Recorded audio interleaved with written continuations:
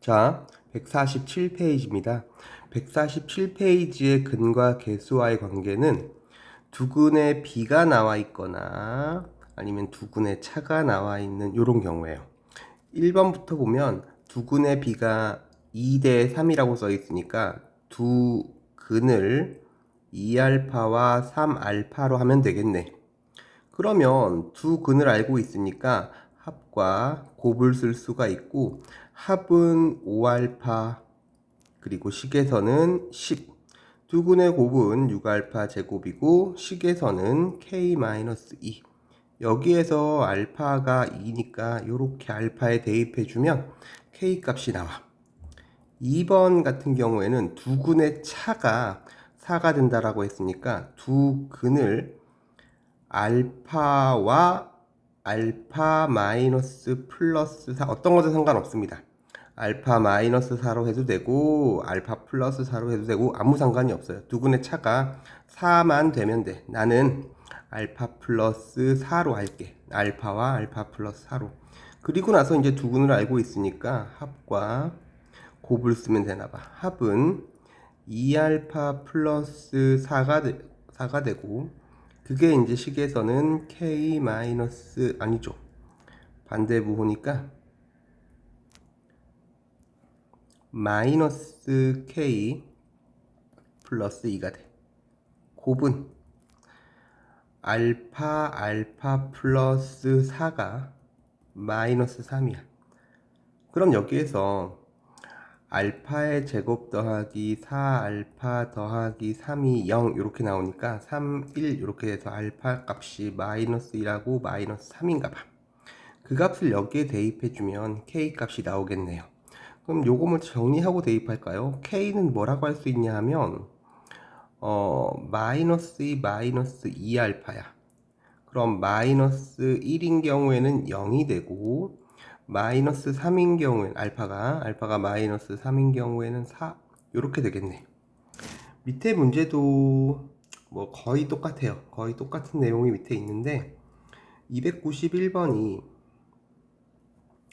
그 경험이 좀 있어요. 되게 어렵다 이런 게 아니라 경험이 좀 있어야 돼요. 그 선생님이 한번 풀어줄 테니까 나중에 여러분들이 스스로 복습하길 바랍니다. 291번은 절대값의 비가 나와 있어. 절대값의 비. 그러니까 절대값의 비가 나와 있어. 절대값의 비. 물론 그 두 근을 알파하고 베타라고 해서 알파 절대값 대 베타의 절대값이 4대 1이다. 이렇게 가도 돼요. 이렇게 가도 되는데 조금 이제 시간이 걸려요. 이게 좀 돌아가는 풀이가 되고 상식적으로 생각하는 게 좀 더 좋습니다. 그러니까 두 근의 절대값의 비가 4대 1이라는 건 이런 거야. 하나가 알파면 또한, 그러니까 두 근이라고 적어 놓고 할까요? 자, 두 근이 알파와 4알파일 수도 있어. 절대값의 비가 4대 1인 경우에요. 근데 이게 어떤 경우냐 하면 알파하고 4알파는 부호가 같아. 그러니까 알파가 양수면 4알파도 양수일 수밖에 없는 거지. 그런데 두 근이 이렇게 될 수도 있지만 알파하고 마이너스 4알파일 수도 있거든. 부호가 다를 수도 있다는 절대값이니까. 이렇게 알파와 4알파, 알파와 마이너스 4알파로 이렇게 바로 상식적으로 보는 게 제일 좋아요.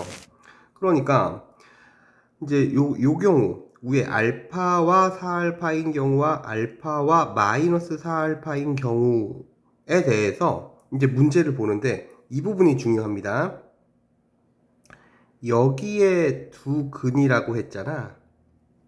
여기에 두 근이라고 했는데 얘를 눈여겨봐야 돼요. 이게 지금 어떤 의미냐 하면 두 근의 곱이 음수인 거거든. 그렇잖아. 곱이 마이너스 16이니까 두 근의 곱이 마이너스 16이니까 곱이 지금 음수라. 곱이 음수야. 그렇다면 요 경우는 안 됩니다. 요 경우는 같은 부호니까 안 돼. 요 경우구나. 요렇게 요 부분이 굉장히 중요합니다. 곱이 음수여서 요렇게 찍어내는 요게 굉장히 중요합니다. 그리고는 이제 문제 풀면 돼요. 자, 두근을 알았으니까 합과 곱을 쓸 거야. 합은 마이너스 3알파고 식에서는 마이너스 k 플러스 3이네. 그 다음에 곱은 마이너스 4알파 제곱이고 그게 마이너스 16이네. 알파의 제곱은 4, 알파가 플러스 마이너스 2가 됐어. 그럼 그걸 여기다가 이렇게 대입하면은 k 값이 나오는데 k 값은 정리해서 대입할까요? 3알파 더하기 3이고 알파가 2면 k는 9야. 또는 마이너스 2면 마이너스 3 이렇게 되겠네. 그래서 k 값의 합은 k의 합은 6이다 이렇게 끝나겠네요.